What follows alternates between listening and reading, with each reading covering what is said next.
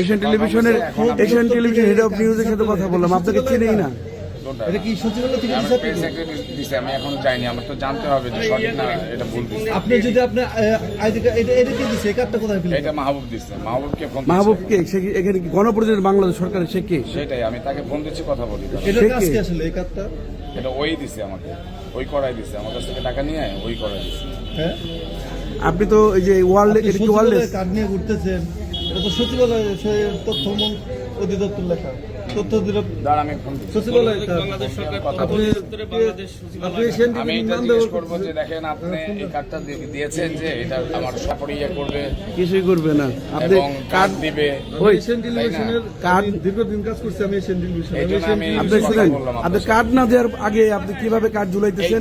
না না, আপনার কথা আপনি ঝুলাইতেছেন কেন? সেইটাই তো আর এটা তো কার্ড না, এটা হচ্ছে গণপ্রজাতন্ত্রী বাংলাদেশ সরকারের, এটা তথ্য অফিসার, এটা তো আপনি সম্পূর্ণ ভুয়া নিয়ে করতেছেন। জানতে হবে যেখানে ম্যাজিস্ট্রেট আছে, এখানে দেখেন এসিলেন্ট আছে এখানে। Asaduzzaman, staff reporter, Asian TV, নবায়ন চিত্র। আমি কথা বলে দিই, এর সাথে ম্যাজিস্ট্রেটের সাথে কথা বলে দিই। যেভাবে প্রতারিত করা হয়েছে, আমি কখনোই প্রতারণার শিকার হবো না, কোনো ভুলের এগুলো করবো না। আমি আসলে কাজ করি আজকে 22 বছর যাবো সততা নিয়ে করে, কিন্তু এই 4-5 দিন আগে টাকা দিয়ে আমার বিনিময়ে আবার এই ক্ষতিটা করলো।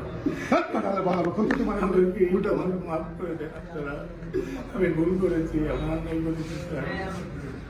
আমরা এখানে দেখলাম যে একটা ভুয়া সাংবাদিক ধরা পড়ছে, সে পরিচয় দিতেছে যে সে এশিয়ান টিভির একটা অ্যাক্রেডিটেশন কার্ড আছে তার কাছে। তো আপনি তো ধামরাই এশিয়ান টিভির প্রতিনিধি, বিষয়টা আপনি কি চোখে দেখছেন বা আপনি আপনার চ্যানেলের লোকজনের সাথে যোগাযোগ করেছেন কিনা? আচ্ছা, আমি সকালবেলা এখানে আসছি, আসার পরে ভূমি অফিসে আসছি, তিনি দেখছি এখানে এশিয়ান টেলিভিশনের নাম দিয়ে এখানে পরিচয় দিচ্ছে। পরে আমি জিজ্ঞেস করলাম যে আপনি এশিয়ান টেলিভিশনের কোথায় আছেন? তখন আমার কার্ড দেখালো।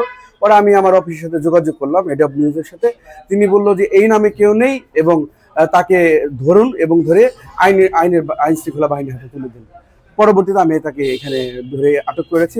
ওসি মহোদয়কে ফোন দিয়েছিলাম, তিনি আটকে রাখতে বলছে, তিনি নিয়ে যাবেন।